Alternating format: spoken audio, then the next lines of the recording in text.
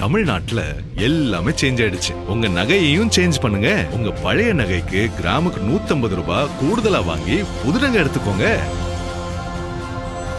அதே கம்மி சேதாரம் தான் உங்க லலிதால மட்டும்தான். ஆச்சி மசாலா எந்த சமையலும் ருசி தேடும் ரகசியம் 20 ரூபாய். அதிகாரத்தை இழந்தது யாரு? திமுக. யாருக்கிட்ட இழந்திருக்கு? தாவேகா கிட்ட. அவனை போய் தாவேகாவோட சேருனா சீண்டி பார்க்குற வேலை தானே இது. இல்லை அவன் வெங்கப்புள்ள வேலை பச்சிருந்தான்ல, அதான் இது. திமுக பாசம் இந்த திமுகவோட தோழமை கட்சிகளுக்கு இன்னமும் போல இந்த ஹேங் ஓவர்னுவாங்கல்ல, அப்படியே ஓடிட்டு இருக்குது. இந்த பக்கம் விஜய் பக்கம் முழுவதும் போகவும் முடியல. போயிட்டாங்க, ஆனால் மனசு ஒப்பம் இருக்குது. அது ஏன் ஒப்பம் இருக்குதுன்னா 8 ஆண்டுகள் நீங்கள் அங்கே அவங்களோட இருந்தீங்க. இது அத்தனையே நீங்கள் தாவேகா கூட்டணியில் இருந்துக்கிட்டு பேசும்போது இது விஜய்க்கு ஏற்படுத்தக்கூடிய சங்கடம் என்ன? அப்போ ஒரு கட்டத்தில் இவங்களை நம்பாமல் தனி மெஜாரிட்டி வேணும்னு அவங்க அதனால தான் அதிமுக உடைக்கிற வேலை. இப்படியே போச்சுன்னா அவங்க பாமக நோக்கி நகருவாங்க. நகரும். திமுக ஆட்சிக்கு வருமா வராதான்னு திரும்ப எங்க கவலை பண்ணும்? திமுக தோத்ததை பற்றி இப்போ எதுக்கு கவலை பண்ணும்? அவ்வளோ கவலை இருந்தனா எதுக்கு மந்திரி சபையில் போறீங்க? வெளியில் வாங்க. அதில் குறிப்பாக 2வது சார், அதிமுக கத்தியை சிதறடிக்கிறாங்க அப்படின்னு சொல்லி அவங்க எல்லாத்தையுமே தாவேக்காக்கு எதிராக பேசிக்கிட்டு தாவேக்காவோட ஏன் இருக்காரு? ஏன் அதிமுக தோத்து விஜய் ஜெயிக்கிறாரு? சிம்பிளுங்க. அதிமுக 54 வருஷம் வரலாறுல அந்த கட்சிக்கு ஒரே ஒரு கொள்கை, அது ஆன்டி டிஎம்கே. ஆமாம், அதை எடப்பாடி கை விட்டுட்டாரு, விஜய் கையில் எடுத்துக்கிட்டாரு. அவ்வளோதாங்க, வேற ஒன்றுமே இல்லை. வெரி சிம்பிளுங்க. ஒரு சராசரி விசிகா தொண்டனே இதை ஏற்றுக்க மாட்டாங்க. இது உங்க பிரச்சனையா? நீங்க அப்போ திமுகவில் சேர்ந்துருங்களேன். அமைச்சரவையில் இருக்கீங்கன்னா நீங்க யாரு? மந்திரி சபையில் இருக்கீங்கன்னா நீங்க கூட்டணியில் தான் இருக்கீங்க. கூட்டணின்னு ஒன்று அவசியமா அனௌன்ஸ் பண்ணணும்னு அவசியமே கிடையாது. சரி, இவ்வளவுதான் உங்க கவலைன்னா நீங்க இந்த அரசை ஏன் காப்பாத்துறீங்க? உங்க ஆதரவுல தான் இந்த அரசு நிற்குது. வன்னி அரசுகிட்ட சொல்லி ரிசைன் பண்ண சொல்லுங்க, ஆதரவு வாபஸ் வாங்கி கவர்னர்கிட்ட கடிதம் கொடுத்துருங்க. இது ஒன்று நடக்க ஞாபகம் வச்சுக்கணும். இது இப்படியே அவர் பேசுறதுன்றது மேலும் மேலும் விசிகாவோட வாக்கு வங்கியை சிதைக்கும். இன்னும் அதிகமாக எஞ்சி இருக்கக்கூடிய விசிகா வாக்காளர்கள் விஜய் பக்கம் போய்விடுவார்கள். நிச்சயமா இது கட்சிக்கு நல்லதல்ல.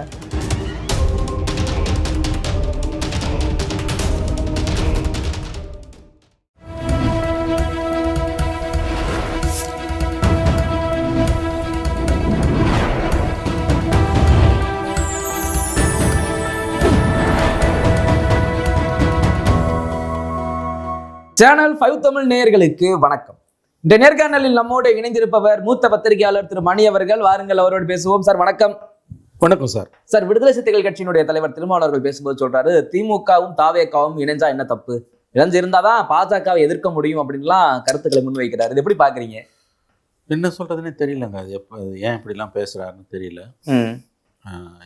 பாஜக எதிர்ப்பு மட்டும் வச்சுட்டு தமிழ்நாட்டில் அரசியல ரொம்ப நாள் இவங்க ஓட்ட முடியாது. இப்போ இதை கேட்குறவங்க அத்தனை பேருக்கு இங்கே எங்கே வந்தது பாஜக? ஏன் 2 பேரும் ஒன்று சேரும்? இந்த கேள்வி முதல்ல மனசில் வருமா வராதா? கண்டிப்பா. பாஜக இன்னைக்கு ஒன்றுமே இல்லை, 4 இருந்து 1 ஆகி போச்சு. நீ பாஜக பாஜக பாஜகன்ட்டு இங்கே அடிக்கிற கொள்ளையெல்லாம் கேள்வி கேட்காம திமுகவும் அதிமுகவும், குறிப்பாக திமுக அதிகாரத்தில் இருக்கும்போது திமுக ஆட்சியில் நடந்த அவலங்களை, குற்றங்களை, பெரிய அளவில் தவறுகளை சுட்டி கேட்காம பாஜக பாஜக பாஜகன்னு சொன்னதோட விளைவு தான் இன்றைக்கி பாஜகவும் தோத்து காலியாக இருக்குது. விசிகா பெரிய அளவில் விசிகா தன்னுடைய வாக்கு வங்கியை விஜய் கிட்ட இழந்திருக்குது. விசிகாவோட வாக்கு வங்கி எடுத்துகிட்டு 70-80% விஜய் பக்கம் போயிடுச்சு. அதுக்கு காரணமே திமுகவை எதிர்க்க வேண்டிய விதத்தில் எதிர்க்காம ஜாலரா போட்டது. ஒன்றும் இல்லை, கள்ளக்குறிச்சி கள்ள சாராய சாவு.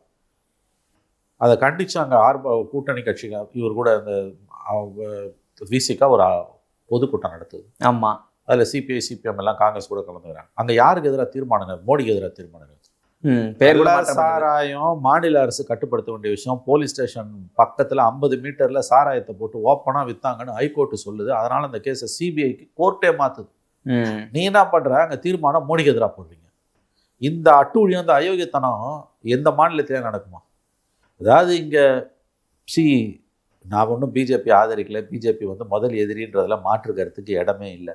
அது நேரம் வரும்போது எலெக்ஷன் டைமில், பார்லிமெண்ட் எலெக்ஷனில் கரெக்ட். மற்ற நேரத்தில் பிஜேபி எதிர்ப்பு பிஜேபி எதிர்ப்பு பிஜேபி எதிர்ப்புனா அப்போ இங்கே நடக்கிற அட்டூழியம், இங்கே நடிக்கிற கொள்ளை, இதுக்கெல்லாம் எவன் எதிர்த்து பேசல? போன நேர்காணல் நீங்கள் சொன்னதான் ஞாபகத்துக்கு வருது. வயிற்று வலிச்சா கூட பாஜக தான் காரணம், மோடி தான். வயிற்று வலிச்சாலும் 3 நாள் மலச்சிக்கல் யாருக்காதுன்னா மோடி தான் காரணம்னா இது கேலி கூத்தின் உச்சமாக போச்சு. அவன் 4 சீட்டை 1 சீட் ஆகிட்டு உட்காந்துருக்கான். ஒன்றுமே இல்லை. அண்ணாமலை வேற பிச்சுக்கிட்டு போயிட்டாரு. இப்போ இல்லாத பிஜேபியை வச்சு இங்கே எதிர்க்கணும்னா இது என்ன அரசியல்? இது இன்னொன்று, இப்படி பேசுறது ஒரு பக்கம் தாவேக்காவையும் வெறிகொள்ள வைக்கும், திமுகவையும் வெறிகொள்ள வைக்கும். 2 பேரும் எப்படிங்க ஒன்றாக முடியும்? திமுகவை பொறுத்த வரைக்கும் தாவேக்கா என்பது நம்பர் 1 எனிமி. பிஜேபி கூட திமுக நம்பர் 1 எனிமி கிடையாது. ஏன்னா அது ஒரு மாநில கட்சி, தேசிய கட்சி கிடையாது திமுக. இன்னைக்கு அதிகாரத்துல இருந்த திமுக வீட்டுக்கு போனது யாரால? தாவேக்காவால.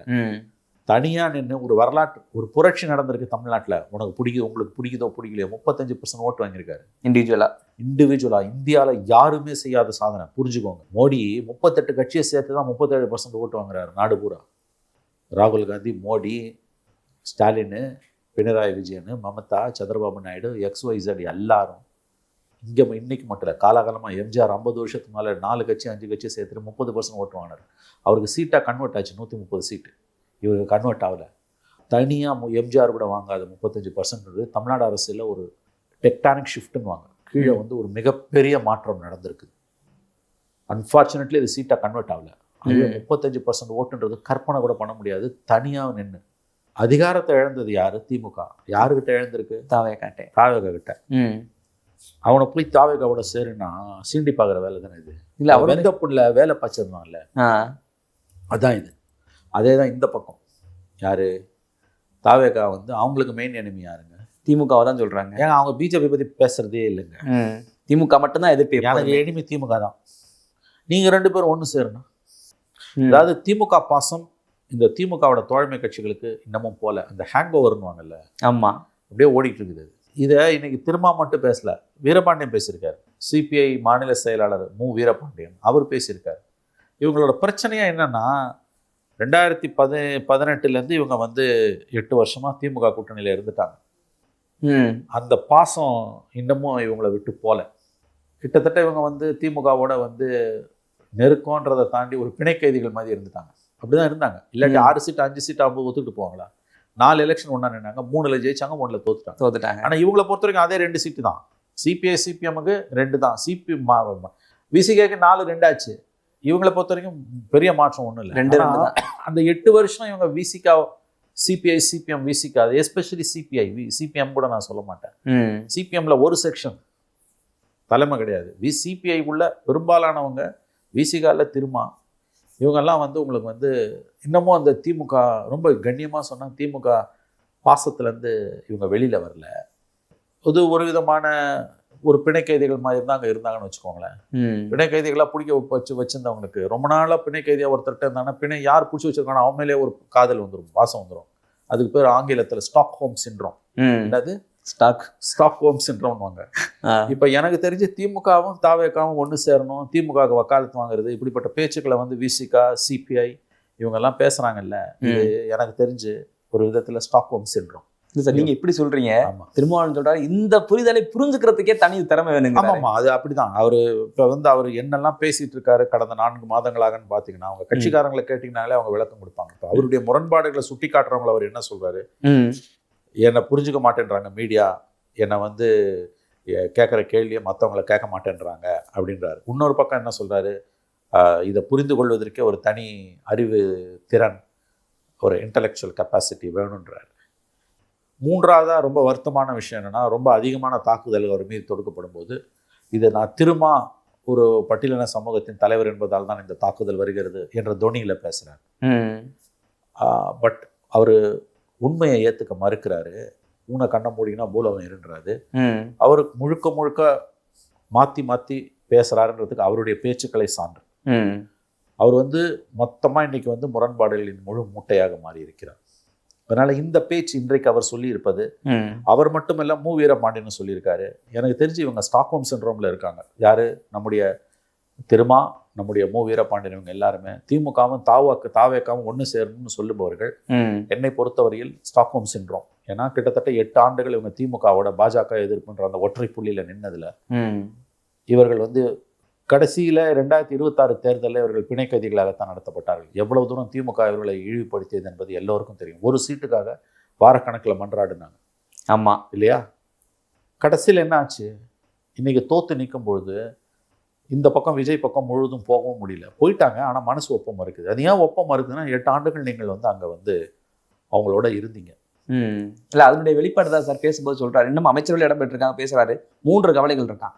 ஒன்று, நம்ம அமைச்சர் திமுக கூட்டணி தோத்து போச்சுன்னு ஒரு கவலை. இன்னொன்று, கண் முன்னே அதிமுக கட்சியை சிதறடிக்கிறாங்கன்னு ஒன்று. 3வது, திமுக மீண்டும் ஆட்சிக்கு வருமா இது எப்படி சார் இதெல்லாம் கவலையில வருது அவருக்கு? இப்ப என்னங்க அவரு, நான் இப்ப இதெல்லாம் திரும்ப சொல்றாரு. ஆமா, இது முழுக்க மூன்று முழுக்க கவலையா? திமுக பிரதிநிதியா தாங்க அவர் பேசுறாரு. நான் அதனாலதான் சொல்றேன் இது ஸ்டாக்ஹோம் சிண்ட்ரோம். ஏன்னா 8 ஆண்டுகள் வந்து திமுகவோட இருந்ததுல அவரை அறியாமலோ திமுக மீது அவருக்கு ஒரு நேசமும் பற்றும் பாசமும் ஒட்டுறவும் ஒரு கரிசனமும் வந்து விட்டது.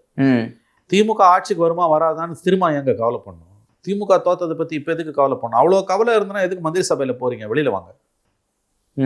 இப்படிலாம் பேசினா அது விஜய வந்து தாவேக்காவை விஜய அது கோபப்படுத்துமா இல்லையா? அதுல குறிப்பா 2வது சார், அதிமுகன்ற கத்திய சிதறடிக்கிறாங்க அப்படின்னு சொல்றாங்க. ஆமாங்க, எல்லாத்தையுமே தாவேக்காக்கு எதிராக பேசிக்கிட்டு தாவேக்காவோட ஏன் இருக்காரு? பிஜேபி உள்ள வந்துரும், அதான் வைக்கிற கருத்து அவங்க. இந்த பிஜேபின்றது ரொம்ப நாள் இந்த பருப்பு சிரிக்கிறாங்க, தெருல போறோம் சிரிக்கிறாங்க. தாவேக்காவும் திமுகவும் சேர்ந்து பிஜேபி எதிர்க்கணும். பிஜேபியே இல்லையே, அவன் தான் எடப்பாடி 4 பேரை ஒருத்தர் ஆகிட்டார்ல. எடப்பாடி பண்ண ஒரு நல்ல காரியம் என்னது? பிஜேபிய 4 ஒன்னாகிட்டாரு. அவங்க கட்சி இன்னைக்கு அண்ணாமலை கரைஞ்சு போன பிஜேபி தூக்கின்னு அவர் போயின்னு இருக்காரு. இப்ப திமுக எங்கெங்க இருக்கு பிஜேபி தமிழ்நாட்டுல? தயவு செஞ்சு அதை சொல்லுங்க. பிஜேபி எதிர்ப்பு, இதே பிஜேபி எதிர்க்க வேண்டிய நேரத்துல எதிர்க்கலாம். இப்படி சொல்றதால நீ பிஜேபியை சப்போர்ட் பண்றன்னு முட்டாளுங்க பேசுறாங்க. நம்ம சப்போர்ட் பண்ணுவோமா? பிரதான எதிரி என்னைக்கு எந்த காலத்துலயும் மதவாத பாஜக தான் அரசியல் ரீதியா. ஆனா அதை காரணம் காமிச்சு இங்க வந்து நடக்கிற அட்டுழியத்தை, கடந்த 5 வருஷம் நீங்க திமுகவோட அட்டுழியத்தை, திமுக ஆட்சி நடந்த அவலங்களை அட்டுழியங்களை பஞ்சமா பாதகங்களை கேள்வி கேட்காம இருந்ததாலதான் விஜய்ன்ற ஒரு ஃபேக்ட் வருது. ஏன் அதிமுக தோத்து விஜய் ஜெயிக்கிறாரு? சிம்பிளுங்க. அதிமுக 54 வருஷம் வரலாறுல அந்த கட்சிக்கு ஒரே ஒரு கொள்கை, அது ஆன்டி டிஎம்கே. ஆமா, அதை எடப்பாடி கை விட்டுட்டாரு, விஜய் கையில எடுத்துக்கிட்டாரு. அவ்வளவுதாங்க, வேற ஒண்ணுமே இல்லைங்க. சிம்பிள், வெரி சிம்பிளுங்க. கடந்த அண்ணா மறைவுக்கு பிறகு 60 ஆண்டு கால தமிழக அரசியலோட மைய கரு என்பது, அச்சாணி என்பது ஆன்டி டிஎம்கே. அதை யார் பிரதிநிதித்துவப்படுத்துறாங்களோ அவங்க தான் ஜெயிக்க முடியும். அதை ரொம்ப அழகா எம்ஜிஆரும் ஜெயலலிதாவும் புரிந்து கொண்ட காரணத்தால் தான் அவர்கள் வந்து மீண்டும் மீண்டும் தேர்ந்தெடுக்கப்பட்டார்கள். வழக்குகளில் தண்டிக்கப்பட்டு சிறைக்கு போன ஜெயலலிதா மீண்டும் மீண்டும் வெற்றி பெற்றது ஆன்டி டிஎம்கேவை ரெப்ரசன்ட் பண்ணது. எம்ஜிஆர் மறைவுக்கு பிறகு ஜானகி அம்மாவை ஏற்றுக்காம ஜெயலலிதாவை சராசரி அதிமுகத்துடன் ஏற்றுக்கொண்டதே ஜானகி அம்மா எம்ஜிஆர் மறைவுக்கு பிறகு திமுகவுடன் நெருக்கம் காட்டினார். வாழும் தமிழாக இருக்கிறார் கலைஞர்னார். ஒரு அதிமுக வாயிலிருந்து கலைஞர் வராது, கருணாநிதி தான் வரும். அந்த இடத்துல ஜானகி அம்மா தோத்துட்டாங்க. பட் ஜெயலலிதா ஜெயிச்சோன்னு உங்க கண்ணியமா எல்லாத்தையும் விட்டுட்டு விலைக்கு போயிட்டாங்க. ஜெயலலிதா இருந்த வரைக்கும் ஆன்டி டிஎம்கேல ஸ்ட்ராங்கா இருந்தாங்க. எடப்பாடி ஜெயலலிதா அதிகாரத்தை வென்றெடுத்து இவங்க கையில கொடுத்துட்டு போனாங்க. 4 வருஷம் சிஎம்மா இருந்தப்பையும் அதுக்கு பிறகு 5 வருஷம் எதிர்கட்சியா இருந்தப்பையும் ஆன்டி டிஎம்கேவை கணிசமான அளவு கைவிட்டுட்டாரு. அதோட விளைவு தான் விஜய் ஜெயிக்கிறார். இதை புரிஞ்சுக்கணும் முதல்ல. நம்ம இது புரியாம அதிமுகன்ற கட்சி சிதையறது எனக்கு கோபம், திமுக தோத்தது வருத்தம், திமுக ஆட்சிக்கு வராதான்ற ஏக்கம். ஒண்ணு திமுக தோத்துருச்சேன்ற வருத்தம், இன்னொன்னு அதிமுக சிதையுதுன்ற கவலை, 3வது திமுக ஆட்சிக்கு வருமான்ற ஏக்கம். இது என்னங்க? இது வந்து இல்ல, இது ஒரு விசிகா காரரை பார்த்தா கூட எனக்கு ரொம்ப, ஒரு சராசரி விசிகா தொண்டனே இதை ஏத்துக்க மாட்டாங்க. இது உங்க பிரச்சனையா? நீங்க அப்ப திமுக சேர்ந்துருங்களேன். சரி, இவ்வளவுதான் உங்க கவலைன்னா நீங்க இந்த அரசை ஏன் காப்பாத்துறீங்க? உங்க ஆதரவுல தான் இந்த அரசு நிக்குது. வன்னியரசு கிட்ட சொல்லி ரிசைன் பண்ண சொல்லுங்க, ஆதரவு வாபஸ் வாங்கி கவர்னர்கிட்ட கடிதம் கொடுத்துருங்க. சரி, இப்படியும் பேசுறாரு. இன்னொரு பக்கம் எங்கள் கட்சியில இருந்து நிறைய பேரை நீங்க கொண்டு போறீங்க, நானே கூட அனுப்பி வைக்கிறேன் அப்படிலாம் கூட பேசுறாரு. ஆமாங்க, நானே அனுப்பி வைக்கிறேன்னு பேசுறாருன்னா அது என்னன்னா, இவருடைய வாக்கு வங்கி விஜய் கிட்ட போயிடுச்சு. இவருடைய நிர்வாகிகள் வேணா திமுக கிட்ட போகலாம். ஆமா, ஆனா இவரோட உண்மையான வாக்கு வங்கி, என்னுடைய கணிப்பு 70% மேல விஜய் கிட்ட போயிடுச்சு. பனியூர் பாபு வேணா போலாங்க, அவர் முன்னாள் எம்எல்ஏ நிர்வாகி. சராசரி விசிகா தொண்டன் இருக்கான்ல, ஆமா, அவன் திமுக போக மாட்டான், அவன் விஜய் கிட்ட போயிட்டான் ஆல்ரெடி. இப்ப இவர் இப்படி தொடர்ந்து பேச பேச அவன் இன்னமும் அதிகமா கேடர் போவாங்க. கேடர் தானங்க முக்கியம், நிர்வாகி அங்க முக்கியம். கண்டிப்பா. ஆகவே இது தாவேக்காவும் திமுகவும் சேர்ந்து பிஜேபி எதிர்ப்பு எங்கெங்க வருது, எங்க இருக்குது தமிழ்நாட்டில்? சார், சேரக்கூடாதுங்கிறதுக்கு அவர் ஒரு ஃபார்முலா சொல்றாரு. ஏன் கேரளாவில் பாத்தீங்க அப்படின்னா கம்யூனிஸ்ட் காங்கிரஸ் எதிரெதிர் தான், ஆனா இந்தியா பிளாக்ல வந்து நிக்கலையா? எல்லாரும் சார், அவங்க 2 பேரும் தமிழ்ல, கேரளாவுக்கு வெளியில கிளைகள் இருக்கு, கட்சிகள் அமைப்பு ரீதியா இருக்காங்க, ஓட்டு இருக்கு. இவங்க 2 பேருக்கு தமிழ்நாட்டுக்குள்ளதானே குண்டு சட்டி குதிரை ஓட்டுறாங்க. ஆமா, தமிழ்நாட்டுக்குள்ள இருக்கக்கூடிய ஒரு கட்சியை மட்டுமே பேசுறேன்னா, இந்த உதாரணமே ஒரு அறிவு நேர்மை இல்லாத உதாரணம். சிபிஎம்மும் காங்கிரஸும் கேரளாவுக்கு வெளியில பல மாநிலங்கள்ல ஒன்னா இருக்காங்க. ஆமா, கேரளாக்குள்ள எப்படி இருக்காங்க? எதிரெதிரா இருக்காங்க. இந்த உதாரணமே தப்பு. திமுக மகாராஷ்டிரால 30% ஓட்டு இருக்கா? இல்ல தாவேகாவுக்கு வந்து உத்தரப்பிரதேசத்துல 9% ஓட்டு இருக்கா? அவங்க 2 பேரும் அங்க கூட்டணி வச்சுக்கிறதுக்கு 2 பேரும் மாநில கட்சி. இந்த 2 பேரும் ஒண்ணு சேரணும்னு பேசுறது ஏதாவது ஒரு, அது எப்படி சொல்றது, ஒரு தர்க்கம் இருக்கா? இல்ல இந்த பேச்சுல ஏதாவது ஒரு நேர்மை இருக்கா? சிபிஎம் காங்கிரஸ் உதாரணம் அபத்தமான உதாரணம். அவங்க ரெண்டு நேஷனல் பார்ட்டி, ரெண்டு பேரும் நேஷனல் ரெண்டு பார்ட்டி, பேரும் நேஷனல் பார்ட்டி. பெங்கால்ல சிபிஎம்மும் காங்கிரஸும் அலையன்ஸ், கேரளால எதிரும் புதிருமா. மோடி அழகா சொல்லுவாரு, बंगाल में குஸ்தி है, கேரள में दोस्ती है. அதாவது பெங்கால்ல வந்து குஸ்தி சண்டை போட்டுக்கிறாங்க, கேரளால தோஸ்தின்னுவாரு, நண்பர்கள். இப்ப பெங்காலையும் தனித்தனியா பிரிஞ்சு போயிட்டாங்க. இப்ப மகாராஷ்டிரால பாத்தீங்கன்னா சிபிஎம் காங்கிரஸ்ல ஒண்ணா நிப்பாங்க, தமிழ்நாட்டுல சிபிஎம் காங்கிரஸ் ஒண்ணா நிற்கும், கர்நாடகால ஒண்ணா நின்று காங்கிரஸ் இவங்க இந்தியா கூட்டணிக்குள்ள இருப்பாங்க, ஆந்திரால தெலுங்கானால இருப்பாங்க, ராஜஸ்தான்ல இருப்பாங்க காங்கிரஸும் சிபிஎம். அங்க ஒரு சீட் ராஜஸ்தான்ல சிபிஎம் ஜெயிச்சிருக்கு பார்லிமெண்ட் எலெக்ஷன்ல. எப்படி ஜெயிச்சது? காங்கிரஸ் சப்போர்ட்ல ஜெயிச்சது. ஆனா கேரளால, தமிழ்நாடு இது தேசிய கட்சி சொன்ன மாதிரி, இது ரெண்டுமே முழுக்க முழுக்க மாநில கட்சி. கரெக்ட். அப்ப இவங்க ரெண்டு பேரும் ஒண்ணா சேர்ந்து எப்படி ஃபைட் பண்ண முடியும்? இந்த உதாரணமே வந்து தவறுன்னு சொல்றது சின்ன வார்த்தை, அறிவு நேர்மை இல்லாத உதாரணம். இல்ல அதைத்தான் நம்மளால புரிஞ்சுக்க முடியாதுன்னு அவரே சொல்லிட்டாரே. அவன் நமக்கு அந்த அளவுக்கு தகுதி இல்லை. நான் என்ன சொல்றேன், மக்கள் முடிவு பண்ணிட்டோங்க. இவ்வளவு தூரம் நம்ம இதுக்கு வந்து திருமாவோட பேச்சுக்கு விளக்கம் கொடுக்க வேண்டிய அவசியம் இல்லை. இதுல வருத்தம் என்னன்னா, திருமா மட்டும் இப்ப வீரபாண்டியன் அந்த லெவல்ல பேசுறாரு, தாவேக்கா திமுக இணைந்து பிஜேபி எதிர்க்கு. எப்படிங்க என்ன பேசுறாரு வீரபாண்டியன்? திருமாவது தொடர்ந்து பேசுறாரு, விட்டுருங்க. சர்வதேச பார்வை உள்ள ஒரு தலைவர் இந்த குறைஞ்சபட்ச ஃபேக்ட்னுவாங்க, விவரப்பிழைகள் உங்க வாதங்கள்லங்க விவரப்பிழைகள் இருக்கக்கூடாது. விவரப்பிழைகள் வந்து இருக்குதுன்னு வச்சுக்கோங்களேன், நீங்க வந்து உங்களுக்கு நேர்மை இல்லைன்னு அர்த்தம். ரெண்டு பேரும் ஒன்னா சேர்ந்து பணியாற்றலாம் என்பது விவரப்பிழையின் அடிப்படையில் தான். நீங்க தெரிஞ்ச இந்த விவரப்பிழை என்பது, மன்னிக்கணும் வீரபாண்டியன் உள்ளிட்டவங்களுக்கு நான் சொல்றேன், வந்து அறிவு நேர்மையில ஒரு சர்க்கிள் இருக்கு. தாவேக்காவும் திமுகவும் இணைஞ்சு பணியாற்றணும் பிஜேபிக்குன்னா சிரிப்பான் மக்கள். ஏன்னா ரெண்டுமே அடிப்படையில் மாநில கட்சி, ஒண்ணு விழுங்குது. திமுகவை தாவேக்கா தோற்கடிச்சிருக்கு. திமுகவோட நம்பர் 1 எனிமி பிஜேபி கிடையாது தாவேக்கா, தாவேக்காவோட நம்பர் 1 எனிமி பிஜேபி கிடையாது திமுக. எப்படி ரெண்டு பேரும் ஒன்றா சேருவோம்? ஏன்னா இவங்களுக்கு வந்து மத்திய பிரதேசில், உத்தரப்பிரதேசில், குஜராத், ராஜஸ்தான்ல எல்லாம் கிளைகள் இருக்கா ரெண்டு கட்சிக்கும்.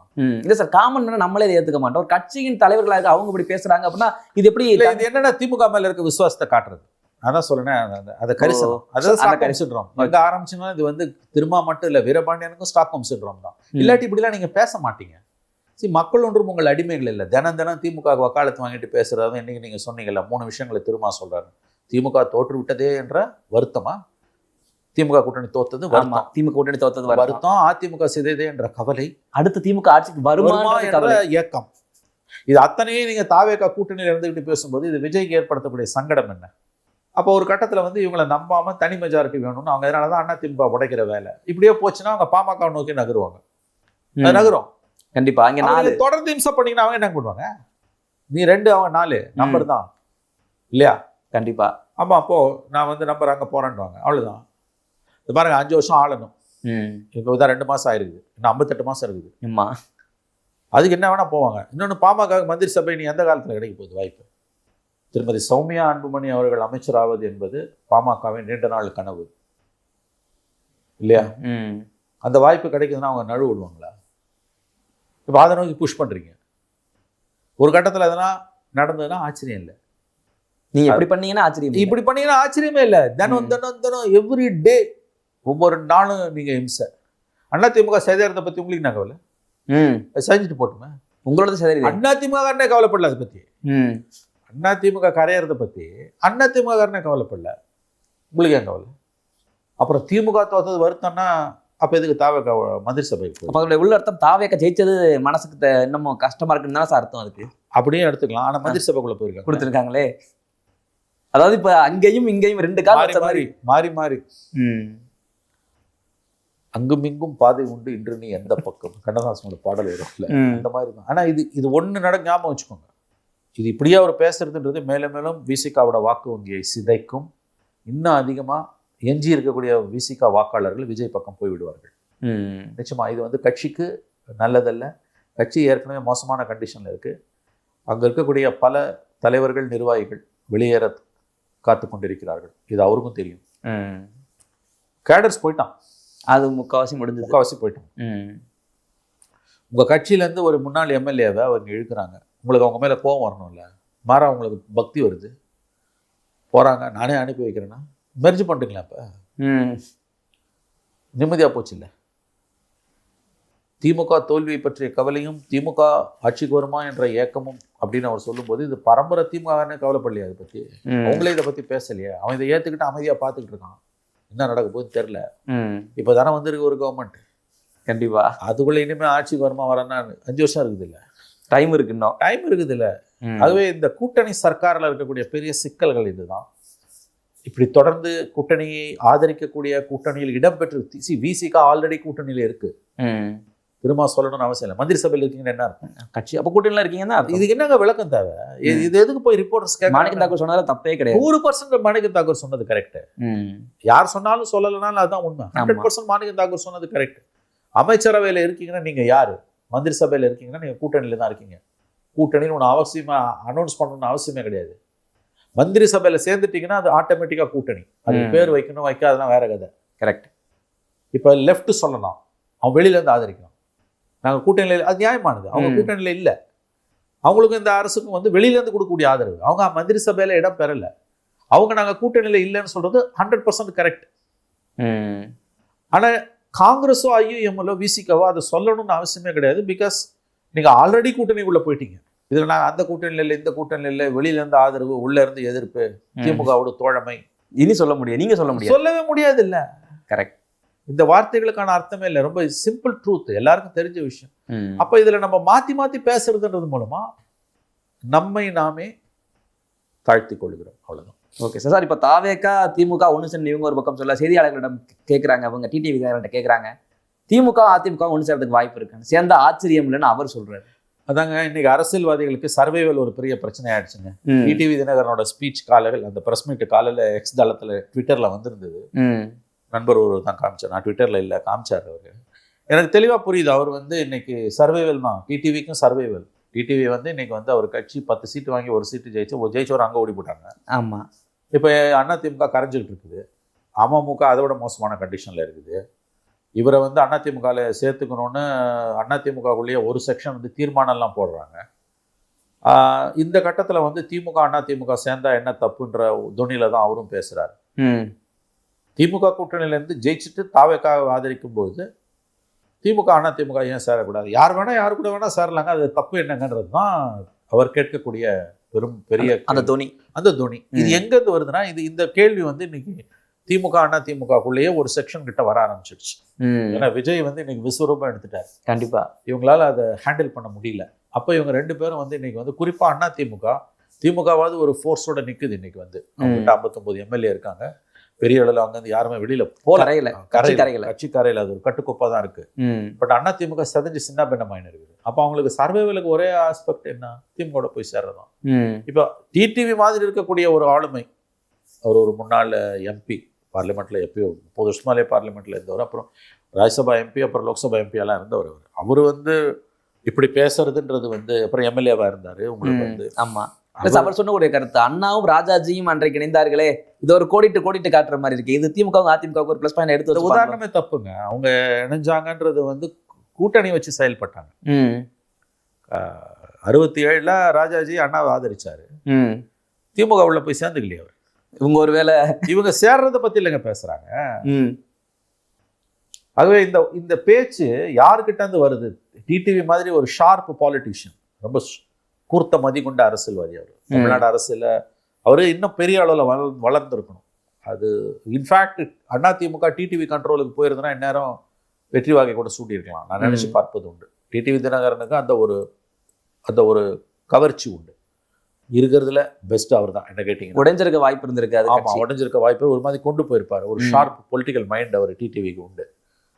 ஜெயலலிதா மரணத்துக்கு பிறகு ஒருவேளை டிடிவி கண்ட்ரோலில் கட்சி போயிருந்ததுன்னா எனக்கு தெரிஞ்சு அவங்க இன்னைக்கு இந்த மோசமான நிலைமையில இருந்திருக்க மாட்டாங்க. 2021 கூட களம் மாறி இருக்கும். நான் அப்படிதான் நினைக்கிறேன். பட் இன்னைக்கு அவரோட ஸ்பீச்ன்றது வந்து இயலாமையின் வெளிப்பாடு. இது வந்து பாதை தெரியவில்லை. விஜய் வந்து உண்மையிலேயே வந்து இன்னைக்கு இவங்க நினைச்சதை விட அதிகமா விஸ்வரூபம் எடுத்துட்டாரு. உண்மையிலேயே விஜய் விஸ்வரூபம் எடுத்துட்டாரு. இப்போதையும் நீங்க ஒன்றும் பண்ண முடியாது. அவரை பண்ணீங்கன்னா உங்களுக்கு இன்னும் அதிகமான சேதாரம் வரும். அதெல்லாம் உங்களுக்கு தெரியும். அதெல்லாம் பண்ண முடியாது. அதனால இப்போ வந்து சர்வைவல் வந்து பாலிடிக்ஸ்ல சார், குறிப்பா விஜய் வந்ததுக்கு அப்புறம் நான் இதெல்லாம் நடக்காதுன்னு நினைச்சோமோ அது நடக்கணும். 117ல சுதேசூரியன் 117 ரெட்டலையும் போட்டி போடாத நம்ம நினைச்சு கூட பார்த்துக்கல. ஒருவேளை அந்த மாதிரி சூழ்நிலை வந்துருமோ அப்படின்ற ஒரு எண்ணம் வந்துருச்சு. அந்த மாதிரி நடக்கலாம். இப்போ அதை நோக்கி நகர்றாங்க அவங்க. அதான் சொல்றேன், இது வந்து டிடிவி சொல்றாங்க, மத்தவங்க சொன்னா கடந்து போகலாம். டிடிவி கண்டிப்பா. மாதிரி ஒரு ஷார்ப் பொலிட்டிக்கல் மைண்ட் இருக்கவங்க சொல்றாங்கன்னு போது ம். அது வந்து இயலாமையின் வெளிப்பாடு. அவங்களுக்கு இன்னைக்கு வந்து விஜய் வந்த பிறகு பாலிடிக்ஸ் வந்து அவங்களுக்கு ரொம்ப நெருக்கடியா மாறிடுச்சு. அப்போ இவங்க வந்து தமிழ்நாடு பாலிடிக்ஸ் கிட்டத்தட்ட உங்களுக்கு விஜய் வாசஸ் அதர்ஸ்னு மாறிடுச்சு. கரெக்ட், சரியான வார்த்தை இது. விஜய் வாசஸ் அதர்ஸ்னு மாறிடுச்சு. ம். இது அப்போ வந்து நீங்க ஒன்று இந்த பக்கம் இல்லை அந்த பக்கம் அப்படிதான் போய் நின்னாகும். ம். அதனுடைய வெளிப்பாடு தான் டிடிவி இப்படி பேசுறது. ரெண்டாவது, இவங்க பண்ண ஒரு தப்பு அவர் எம்எல்ஏவை இழுத்தது. அதை டிடிவி சொல்றது கரெக்ட். இவங்க தாவேக்கா அதை பண்ணியிருக்க கூடாது. அந்த ஒரு எம்எல்ஏவை போய் வந்து கடிதம் வாங்கினது, அந்த வீடியோ எடுத்தது எல்லாம் வந்து இவங்க கோச்சிங் பண்ணாங்க. ஆள் பிடிக்கிற வேலையை தாவேக்கா பண்ணிச்சு. போலீஸ் கம்ப்ளைண்ட்லாம் ஆச்சு. பட் ஆட்சி மாற்றம் வந்தோன்னே ஒன்றும் நடக்காது. ஏன்னா அங்கே யார் கையில் போலீஸ் இருக்குதோ அவங்க படி தான் அது நடக்க போகுது. பட் தாவேக்கா பண்ணது தப்பு, நிச்சயமா தப்பு. அதை நம்ம ஒருபோதும் ஏற்றுக்கொள்ள முடியாது. அப்போ அவரோட ஒரு எம்எல்ஏவை நீங்க பிடுங்குறீங்கன்னும் போது அவருக்கு நேச்சுரலா ஒரு கோபம் வரும். கண்டிப்பா அவரோட கட்சி அவரோட கட்சி எம்எல்ஏவை நீங்க பிடுங்குறீங்கிறது ஏற்றுக்கொள்ள முடியாது. அப்பட்டமான கட்சி தாவல். நீ முடிஞ்சா ராஜினாமா பண்ணிட்டு போ. நான் என்ன சொல்றேன், இந்த 5 பேர் மேலே அவர் ராஜினாமா பண்ணா கூட நான் பாராட்டுவேன். அதை பாராட்டலாம். ராஜினாமாவை யாருமே கொஸ்டின் பண்ண முடியாது. ஆனா நீங்க வந்து ஒரு சட்டப்படி வந்து உங்களுக்கு வந்து கட்சி தாவல்ல இருந்து தப்பிச்சிருவீங்க. ஏன்னா இருக்குதே ஒரு ஆள், நான் தான் உண்மையான அமமுகன்னு சொல்லிக்கலாம் இல்லையா? ஆமா. பட் அது தப்பு இல்லை. தாவேக்கா பண்ணது தப்பு, 100% தப்பு. முதல் கோணல் அது செஞ்சிருக்கவே கூடாது. அவங்க ஆரம்பமே கோணலா போச்சு. கரெக்ட். அதனுடைய விளைவு அவருக்கு ஒரு நியாயமான கோபம் இருக்குது. இன்னைக்கு ஆனால் அவர் சொல்லியிருக்கக்கூடிய அந்த கருத்து என்பது வந்து ரொம்ப ஷார்ப்புங்க. அவர் பொலிட்டிக்கலி ரொம்ப ஷார்ப் மைண்ட் அவர். இன்ஃபேக்ட் இதை விட பெரிய சிகரங்களை உயரங்களை தொட்டு இருக்கணும். துரதிருஷ்டவசமா அவர் அமமுக வெளியில போயிட்டார். அவர் அதிமுக அவர் கட்டுப்பாட்டில் எடப்பாடிக்கு பதிலாக டிடிவி இருந்திருந்தாங்கன்னா இன்னைக்கு அவருடைய நிலையும் அவருடைய உயரமும் அதிமுகவின் நிலையுமே கூட வேற மாதிரி மாறி இருந்திருக்கலாம். எனவே அது முடிஞ்சு போன விஷயம். இன்னைக்கு திமுக அதிமுக இணைப்பை பற்றி அவர் பேசுவது என்பது அவருக்கும் அந்த ஆசை இருக்கிறது என்றுதான் நாம் எடுத்துக்கொள்ள வேண்டும். ஓகே சார், உங்களுடைய பல்வேறு கருத்துக்களை பகிர்ந்து நன்றி சார். தொடர்ந்து பேசுவோம்.